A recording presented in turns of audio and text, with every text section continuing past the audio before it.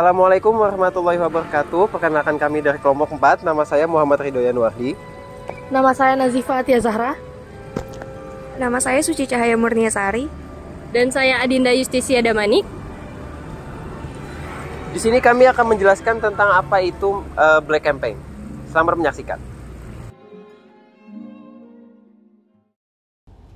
Black Campaign atau kampanye hitam merupakan model kampanye dengan cara membuat isu atau gosip yang ditujukan kepada pihak lawan, seperti menyebarkan informasi palsu, menyudutkan lawan politik, atau merusak reputasi seseorang tanpa didukung fakta atau bukti yang jelas atau fitnah. Black Campaign juga merupakan kampanye terselubung. Pelakunya biasanya tidak memperlihatkan identitasnya siapa ataupun kelompok dari mana.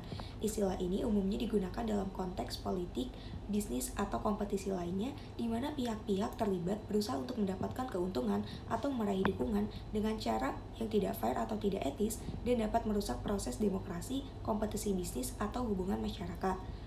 Isi dari Black Campaign pun tidak rasional dan tidak dapat dibahas secara terbuka. Keterlibatan dalam kampanye hitam dapat menyebabkan hilangnya kepercayaan masyarakat dan menimbulkan dampak jangka panjang terhadap reputasi individu atau kelompok yang menjadi sasaran. Oleh karena itu, banyak sistem hukum dan etika mengupayakan untuk melarang atau membatasi praktik kampanye hitam ini. Yang termasuk Black Campaign: 1. Memasang iklan palsu. 2. Mengirimkan pesan teks berisi hoax kepada pemilih. 3. Menyebar narasi bahwa seseorang tidak layak menjadi pemimpin karena ras, agama, atau faktor lain yang tidak relevan dengan kepemimpinan. Semua ini dilakukan dengan tujuan untuk menghancurkan reputasi lawan politik. Baik, di sini saya, Nazifa Atia Zahra, akan menjelaskan tentang poin ketiga dari PowerPoint yang tim kami buat tentang Black Campaign. Yang ketiga, perkembangan Black Campaign di Indonesia.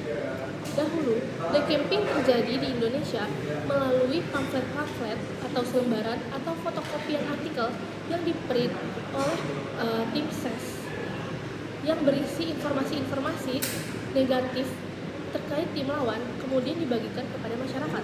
Namun seiring berjalannya waktu, hal-hal tersebut berubah menjadi Black Campaign melalui media sosial. Pada masa sekarang sudah mulai jarang terlihat yang membagikan selembaran berisi informasi negatif kepada masyarakat. Namun sekarang banyak terjadi Black Campaign tersebut melalui media sosial.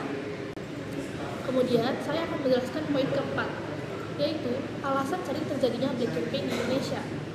Alasan sering terjadinya Black Campaign di Indonesia adalah karena ada kesulitan dalam peraturan yang ada di Indonesia, yaitu pada Undang-Undang Nomor 8 Tahun 2012 tentang Pemilihan Umum. Terdapat pada pasal 249 ayat 4 yang berisikan bahwa pelanggaran kampanye baru dapat ditindaklanjuti apabila ada pelaporan atau pengaduan terlebih dahulu.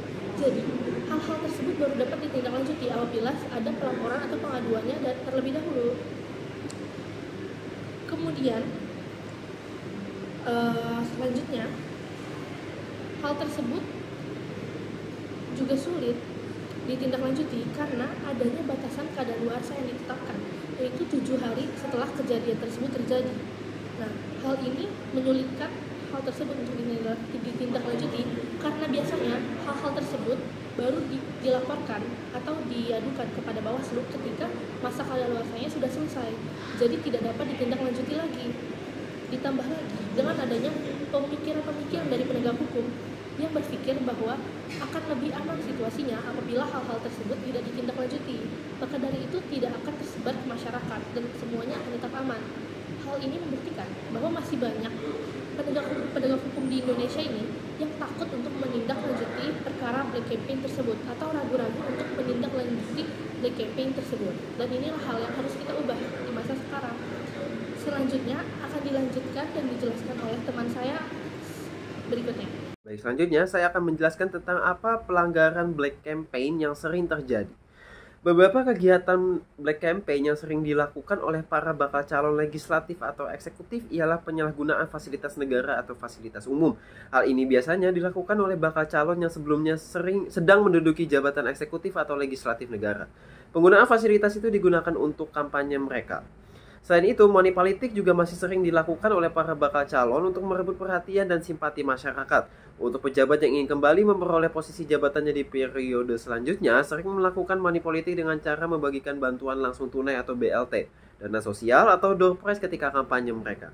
Mereka menjadikan BLT yang berasal dari anggaran negara untuk mencari simpatisan atau pendukung ketika kampanye. Selanjutnya, siapakah pihak yang bertanggung jawab untuk menindaklanjuti pelanggaran pemilu atau black campaign?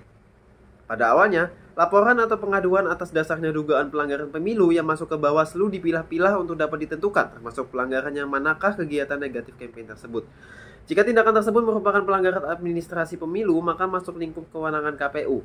Jika termasuk dalam pelanggaran tindak pidana biasa, maka untuk pelanggarannya termasuk dalam tindak pidana pemilu. Jika tindakan tersebut termasuk dalam pelanggaran kode etik penyelenggara pemilu, maka ditangani oleh Dewan Kehormatan Penyelenggara Pemilu. Dan yang terakhir, apabila tindakan tersebut berkaitan dengan sengketa pemilu, maka Bawaslu lah yang bertanggung jawab untuk menindaklanjuti pelanggaran pemilu tersebut. Lantas, bagaimana peran Fakultas Hukum sebagai institusi pendidikan hukum? Dan kita sebagai mahasiswa Fakultas Hukum? Fakultas Hukum memiliki peran yang sangat besar berkaitan dengan penyelenggaraan pemilu.